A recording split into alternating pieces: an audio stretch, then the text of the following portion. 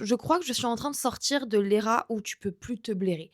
De cette era où tu peux plus rien te blairer, tu peux plus te voir en peinture, tu peux plus voir en peinture le monde qui t'entoure, les gens que tu fréquentes, l'environnement que tu fréquentes, ce que tu fais, ce que tu es, bref. Et comme je suis enfin sortie de ça et que j'ai enfin compris comment sortir de ça, je me suis dit ça peut être un super épisode podcast, surtout pour commencer, parce que c'est mon premier. J'ai absolument rien préparé. Déjà bonjour. Voilà, je n'ai même pas d'introduction, je ne sais pas comment faire. Je vais faire ça petit à petit. Déjà, j'ai allumé mon téléphone, j'ai décidé de faire un podcast. Je pense qu'on est sur le bon chemin. On verra pour la suite. C'est-à-dire, je me suis même pas renseignée de comment mettre un podcast, de comment faire, genre comment être sur les plateformes, etc. Je ferai ça en temps voulu. Dans tous les cas, je me filme, ça ira sur YouTube. Et là, je n'ai rien préparé, mais je voulais parler d'un sujet, surtout d'une era, une période de ta vie. Je pense qu'on passe tous par là, un moment ou un autre. Et dites-moi si vous êtes déjà passé par là ou si vous êtes en plein dedans, ça peut être hyper intéressant qu'on voit ensemble en fait comment on se sort de cette merde. Mais c'est ce truc de, en fait, tu te rends compte, en tout cas moi je me suis rendu compte que j'étais à 10% de mon plein potentiel. Et encore, je suis gentille avec 10%. J'avais l'impression que je me contentais de cette vie médiocre alors que je sais que je suis capable de 10 fois plus. Je me rappelle le premier confinement du Covid, donc en 2020, où je sais pas pourquoi, mes regains d'énergie, boost de confiance en moi, le fait d'être enfermée, que tout le monde soit enfermé, j'avais zéro culpabilité, je me sentais tellement bien, je me sentais tellement alignée avec moi-même, je sais pas, c'était le meilleur moment de ma vie, je crois. Et en fait, j'avais tellement de temps pour moi que je m'étais mise au sport, je m'étais mise à bien manger, je m'étais mise à cuisiner, à faire de la méditation, truc de fou, du yoga, j'écrivais, je faisais des créations, genre je dessinais, je faisais plein de trucs. Dites-vous à l'époque, j'étais en terminale, j'étais au CNED, je foutais rien. Donc si je voulais, je pouvais me lever à 11 heures du matin, c'était pas le cas, je me levais à 7 heures du mat. J'avais acheté à Decathlon un sorte de cerceau pour les abdos. En fait, j'étais déter et à chaque fois, je suis hyper nostalgique de cette période-là et j'ai enfin compris pourquoi. C'est parce que j'adorais la version de qui j'étais à ce moment-là. Et je me suis dit: «En fait, pourquoi ne pas juste redevenir cette version-là?» Mais attends, parce que c'est hyper compliqué. Quand ça fait des années que tu as une routine, que tu as un rythme, que tu as un quotidien, une hygiène de vie, enfin bref, que tu as des habitudes, c'est ancré dans ton cerveau, c'est ancré en toi. En fait, tout ton quotidien va être construit autour de ça, donc c'est hyper compliqué de s'en sortir. Déjà, rien que le fait d'avoir conscience qu'on est, dans une période qui est vraiment pas top et qu'il faudrait peut-être se bouger le cul. Deuxièmement, trouver justement des nouveaux systèmes pour se sortir de là et se remettre sur le droit chemin. Et troisièmement, s'y tenir, donc être discipliné, qui était vraiment pas mon cas. Et ce qui est fou, c'est que je n'ai jamais été disciplinée. Genre vraiment, moi, je ne sais pas ce que c'est la discipline, je ne savais pas, autant pour moi. Par contre, j'aurais pu être une super athlète parce que j'étais tellement efficace et à fond dans le sport. Et c'était tout simplement parce que quand je voulais quelque chose, je ne lâchais pas le truc. Par exemple, je faisais de la gym, donc de la gymnastique artistique, et je voulais absolument avoir mon grand écart. Moi, j'étais au cours du loisir, c'est-à-dire niveau zéro, et comme je voyais les filles qui faisaient des championnats, etc., avoir un niveau de dingue, avoir un grand écart de fou, je voulais le même truc qu'elles. Je voulais être comme elles. Les gars, en un mois, j'ai eu mes deux grands écarts. Et sans coach, j'avais un coach, mais il en avait rien à foutre au départ de moi. J'étais toute seule dans mon coin, et en un mois, j'avais eu du coup mes deux grands écarts. Également, il y a ce qu'on appelle de faire le soleil, je crois. Ça, c'est quand tu fais le tour complet en fait à la barre asymétrique en haut. Ça, c'est quelque chose qui est à un niveau, je pense, au moins, tu as 2-3 ans de niveau de gym, tu vois. Et généralement, ce sont celles qui font donc des compètes. Pareil, un jour, je me suis chauffée, je me suis mis loin dans le gymnase toute seule et je me suis chauffée à le faire. J'en ai fait un. J'ai pas réussi à le refaire, mais j'en ai fait un. Et je me rappelle, les gars, j'avais genre 12-13 ans et mon coach, il avait vu au loin. Il était là, mais Camille, qu'est-ce que tu fais? Et le cours d'après, il est venu me voir, il m'a dit: «Camille, je pense qu'il faudrait que l'année prochaine, tu passes donc dans mon cours pro et que tu commences les compétitions». Bon, au final, j'ai pas pu en faire parce que ma mère n'a pas voulu, mais pour vous dire qu'en fait, quand je veux vraiment quelque chose, je suis capable de l'avoir. Et dans un mois, j'ai 25 ans, il y a énormément de choses que je veux, je suis capable de les avoir et je faisais rien pour les avoir. Et vraiment, ça me rendait fou. Je me disais: «Mais c'est pas possible de tous les jours être consciente que je veux des trucs, tous les jours être consciente que je suis capable de les avoir et de ne rien faire». Et au final, mes journées, c'était les mêmes. Au final, je perdais des heures et des heures à rien faire, à penser, à trop penser, à douter de moi, à au final finir du coup à scroller sur les réseaux et de me dire: «Ah bah tiens, cette personne elle fait ce que je veux faire, cette personne elle fait ce que je veux faire», alors qu'en fait je pourrais le faire.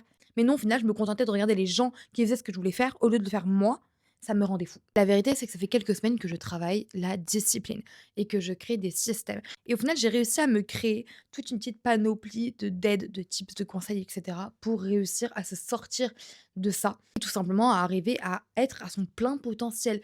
Et je me suis dit: «Pourquoi pas vous les partager aujourd'hui dans mon nouveau podcast?» Dans mon podcast, j'espère que je vais réussir à le mettre sur les plateformes de podcast. Et donc j'ai mon petit carnet ici et j'ai écrit tous les petits conseils que j'ai à vous donner, comme déjà écrire noir sur blanc ce que vous voulez. Et ça, dans la manifestation et dans les livres qui parlent de manifestation, on vous le dit, si tu l'écris noir sur blanc et que tu sais en détail, il se passe un truc dans l'univers avec les énergies. Je ne sais pas comment ça se passe, mais il se passe un truc. Et je pense que je vais faire un podcast sur toutes les fois où j'ai réussi à manifester des trucs, parce que sinon le podcast il va durer 3h30. Mais écrire noir sur blanc ce qu'on veut. Mais surtout, ça t'aide à mettre des mots sur ce que tu veux. Et à partir du moment où tu mets des mots sur ce que tu veux, tu arrives à le visualiser plus facilement, à te l'imaginer et donc à le conscientiser. Ok? Donc tu prends une feuille, un carnet, ce que tu veux, et tu écris tout ce que tu ne veux plus dans ta vie, tout ce que tu as envie de supprimer et tout ce que à la place tu veux avoir, ce que tu veux être, à quoi ressemblent tes journées de rêve, à quoi ressemblent tes routines, parce que vous allez le voir, mais les routines c'est très important. Bref, écris tout ce que tu veux. Également, vous pouvez faire du shadow work. Le shadow work, c'est pas de la magie ni rien, c'est juste pareil, tu prends un carnet et tu prends un moment pour toi et ça te sert à creuser et à aller au plus profond de toi pour savoir tous tes blocages, tes peurs, tes croyances limitantes. Et si tu veux te faire une séance de shadow work toute seule, tu vas sur Pinterest, tu tapes template shadow work et tu en trouveras plein. Et également, j'ai écrit trouver et tester ses routines. Les routines, ça va être 80% du taf. Honnêtement, c'est 80% du taf. Parce qu'à partir du moment où tu trouves tes routines et que tu les testes, parce que moi j'en ai testé plein avant de trouver les bonnes, parce qu'en fait, tu te rends compte qu'il y a des choses qui sont pas adaptées à toi. C'est pas adapté à ton quotidien, à ton rythme, peut-être par rapport à tes études ou à ton travail. Également, c'est peut-être pas adapté à ta personnalité, à comment tu es, comment tu réagis aux choses, enfin bref. Donc, vraiment, tester ces routines. Par exemple, moi, ma routine du matin, maintenant, c'est la même. Depuis quelques jours, je me rends compte que c'est devenu une habitude, c'est-à-dire avant je me forçais, maintenant c'est normal. Donc je me lève le matin, je fais mon premier verre d'eau et de chlorophylle, je donne à manger à mon chien, je me fais un café, je prends une compote. Ensuite, je vais faire ma séance de sport. Des fois, je me sens pas, je fais au moins 15 minutes. Quand je me sens vraiment pas, je vais faire, vous savez, les challenges de pilates sur YouTube et je vais faire 15 minutes de bras. Pour moi, c'est quelque chose de tellement facile. J'ai l'impression que je mets 3 minutes à le faire. Ça me pose pas de problème de le faire. Donc vraiment, quand j'ai pas de motif, je fais ça. Sinon, je me fais des grosses séances de 30 minutes. Après ça, je vais direct me doucher. Je fais ma skincare, je me lave les dents, je me douche et je m'habille. Puis, je vais prendre mon vrai petit déj. Donc, je mange, je me fais mon deuxième café, je me fais mon deuxième verre d'eau. Et pendant ce temps qui est hyper important, pendant que je prends mon petit déj, je vais prendre mon carnet de gratitude. Je fais ma page de gratitude. Donc, 3 gratitudes du matin. Une affirmation positive, c'est direct écrit dans mon carnet. De toute façon, je l'ai acheté sur Amazon. Parfois, je peux prendre un livre et je vais lire quelques pages. Ça, j'adore. Et je lis tous les David Fonkinos. Sinon, je prends mon carnet qui est là et je vais écrire tout ce qui me passe par la tête. Si j'ai envie d'écrire des choses par rapport à mon taf, par rapport à la création de contenu ou par rapport à la motivation, ma vie, etc., je vais écrire. Puis vient le moment où je balade mon chien, donc ça me fait de la marche, minimum 20 minutes quand il pleut, à part quand il pleut très fort. Mais je peux marcher 20 minutes, 40 minutes, 1 heure, ça dépend de mon chien, ça dépend de ce que j'ai à faire après. Et tout de suite après, je fais les pires tâches. Tâches administratives, appels que je dois passer, si je dois faire les courses, si je dois faire des choses hyper chiantes dans mon travail, je vais les faire tout de suite. Ça, c'est ma routine du matin que j'ai ancrée. Et du coup, à 9h, 10h, j'ai l'impression d'avoir fait tout ce qui me pesait d'habitude, tout ce qui peut me donner une charge mentale, tout ce qui peut me donner de l'anxiété. C'est supprimé, c'est ciao, il y en a plus. Et honnêtement, ça vaut de l'or et je suis tellement contente d'avoir ça dans ma vie maintenant. Et également, ma routine du soir. Avant, j'avais pas de routine du soir et je pouvais jusqu'à 1h du matin être sur TikTok, c'est fini. Avant de manger, je vais tous les soirs ranger ma chambre, donc au final, elle est jamais vraiment en bordel parce que j'avoue que je range souvent sur le moment. Mais voilà, je clean ma chambre, je me démaquille, je prends ma douche, vitef, je me mets en pyjama, je me fais à manger et je me prépare. J'ai un petit panier où j'ai mes carnets, mes coloriages, mes trucs. Je mets toujours la télé parce que c'est mon moment. Soit je regarde des vidéos YouTube, soit je mets une série, soit je mets un film et je fais du coloriage zen qui me détend. Ou alors je vais jouer sur des jeux sur le téléphone. En fait, je m'en fous le soir. Pendant 2 heures, c'est mon moment où j'en ai rien à faire de ce que je fais. Il y a pas de morale, il y a pas de: «Ouais, les écrans, pas les écrans», je m'en fiche. Donc voilà, je joue à des jeux sur le téléphone, je vais sur TikTok, je regarde mon j'adore faire 15 000 trucs à la fois en plus. Mais par contre, à partir de 22h30, 23h grand max, le téléphone, c'est fini. Soit je lis un livre, soit je vais me coucher. Je vais boire de l'eau, les gars, j'ai tarpin soif. Donc maintenant, je vais me coucher minuit max. Et je pensais que j'allais galérer, je galère pas tant que ça. Je vous avoue que là, ça fait une semaine que max à 00:20, je suis couchée. Et ce qui va du coup avec ce troisième conseil qui est de créer des systèmes. En fait, c'est des routines. Mais les systèmes, c'est plus comment va fonctionner ton cerveau. Pour vous donner un exemple de système, Donc ma grosse galère, c'était la discipline. Du coup, je me suis dit: «OK, pour être disciplinée, il faudrait que je me crée des micro-habitudes tellement ridicules que ça va devenir des automatismes».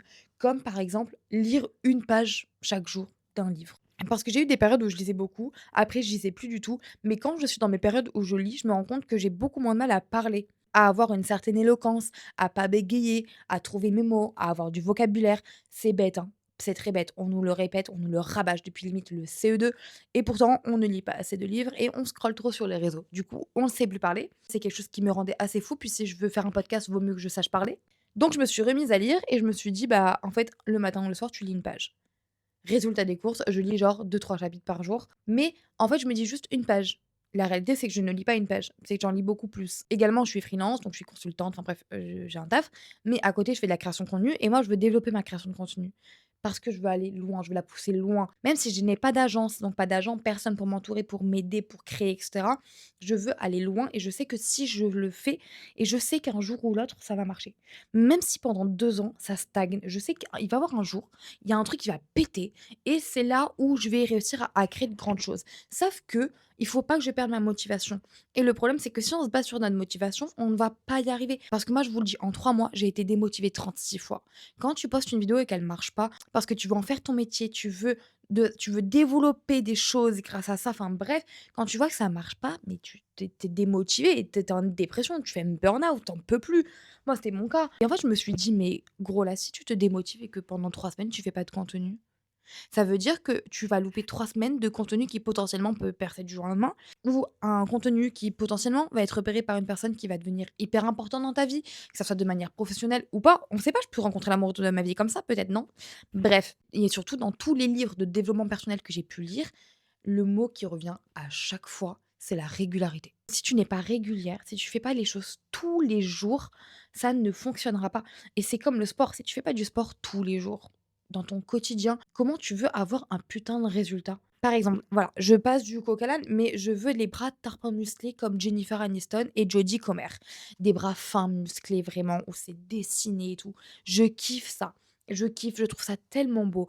Et en fait, je me suis dit: «Mais gros, à chaque fois que tu vois Jennifer Aniston et Jodie Comer, tu regardes leurs bras, donc tu souhaites avoir les mêmes bras. Tu ne fais rien, tu fais aucun sport. Genre dites-vous, j'ai 3 paires d'haltères chez moi. J'ai 3 paires d'haltères différentes. Est-ce que pour autant je les utilise? Non et je me plains de pas avoir les mêmes bras que Jennifer Aniston. Du coup, depuis 4 jours, là, vous vous dites 4 jours, c'est très peu, je peux être démotivée. Non. À partir du moment où j'ai un déclic dans ma tête, les gars, je ne suis pas démotivée. Et en plus, comme je me suis mise à vlogger, à documenter ce que je fais sur les réseaux et que je l'ai posté, vu que tout le monde peut le voir, vu que des gens que j'aime pas forcément peuvent le voir, je me dis, mais je serais tellement ridicule si genre je fais ça 3 jours et après j'arrête. Les gens, ils voient que mon objectif, c'est d'avoir un bête de corps et tout. Si j'ai pas ce bête de corps dans 6 mois, je vais être ridicule.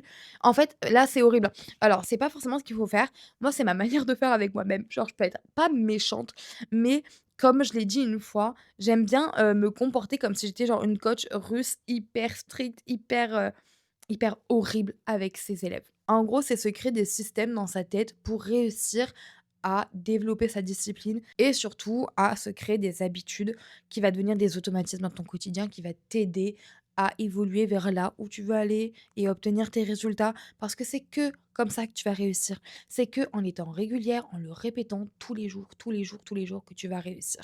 Et vient mon quatrième conseil qui est de se faire violence. Pour moi, il y a une nuance entre les gens qui vont avoir un discours hyper malsain, comme des influenceuses qui vont te dire que oui, bah, elles ont perdu 10 kilos parce qu'elles ont arrêté de manger du sucre, donc du glucose, des gluten, des pâtes, des ci. En gros, elles mangent même plus de fruits. Genre, elles mangent peut-être des graines et des brocolis toute la journée. Je ne sais pas ce qu'elles font, je ne sais pas ce qu'elles mangent. Mais il y a vraiment une nuance entre avoir des discours malsains, toxiques, qui peuvent te pousser à des TCA, qui peuvent te pousser à des burn-out, à des dépressions et tout, et un discours trop générique, trop gentil, trop gnangnan, qui je sais ne marche pas personnellement sur moi. Ça ne marche pas sur moi. Si je me parle pas comme une coach russe, il faut se faire violence. Moi, j'ai dû me faire violence pour réussir à avoir ce déclic et à passer de je procrastine, je fais rien et je me plains à tous les jours, je suis satisfaite de moi parce que tous les jours, sur les différents plans de ce que je veux obtenir, j'ai fait quelque chose pour aller dans cette direction-là et pour obtenir ces choses-là. Je veux mon corps de rêve tous les jours. J'ai fait de 15 à 1 heure, voire 1 heure et demie de sport, ou en tout cas, je me suis mis en mouvement, j'ai marché, etc. Je veux faire de grandes choses dans ma vie professionnelle, je veux créer plein de trucs. Tous les jours, j'ai créé quelque chose. J'ai fait un TikTok, j'ai fait une vidéo YouTube, j'ai fait des photos, des créations EGC, j'ai travaillé sur quelque chose. Tous les jours, j'ai fait quelque chose. Également, quelque chose qui est hyper important pour moi, je ne veux plus avoir d'anxiété. J'ai eu une longue période d'anxiété chronique, j'ai fini à l'hôpital, ça a été horrible. Et bah, tous les jours, je fais quelque chose pour diminuer mon stress. Je médite, j'écris, je lis, je dors plus, je dors mieux. Tous les soirs et tous les matins, je fais un peu de stretching, je m'étire, je prends une demi-heure avant d'aller me coucher pour me détendre.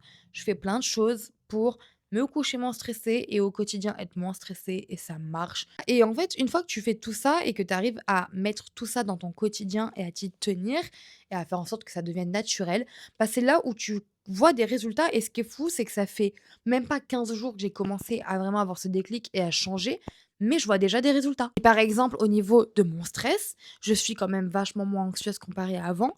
Le soir, je m'endors beaucoup plus facilement. Déjà, en 15 jours, je vois que mon état, mon anxiété a vachement diminué. Également, au niveau de mon corps, ça fait pas si longtemps que ça, je fais du sport. Et pourtant, je sens déjà au niveau de mes courbatures.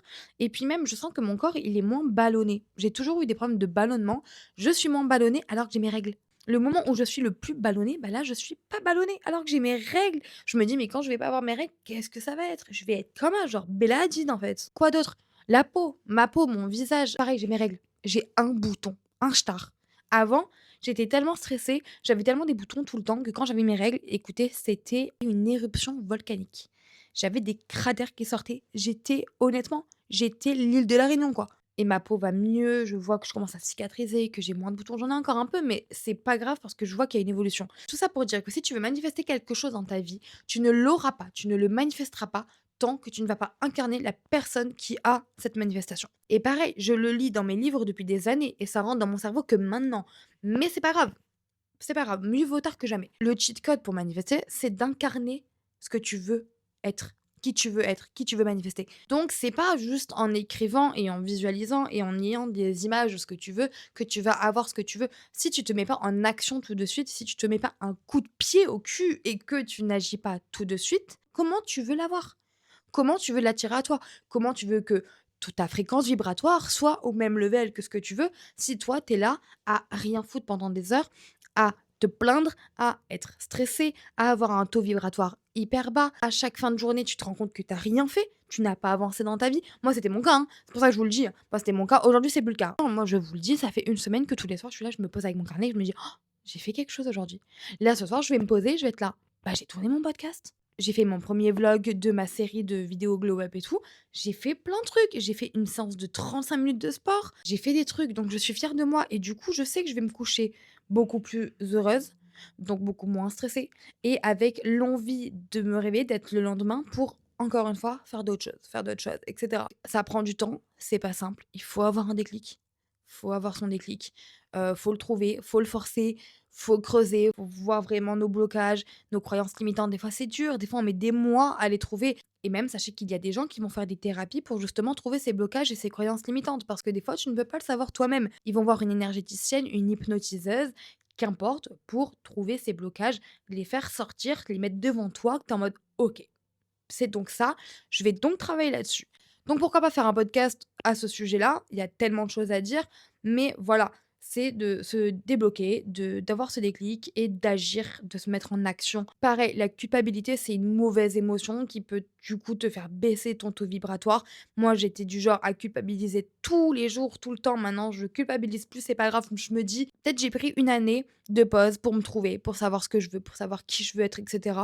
C'est pas grave. En vrai, une année dans sa vie, c'est quoi? C'est rien.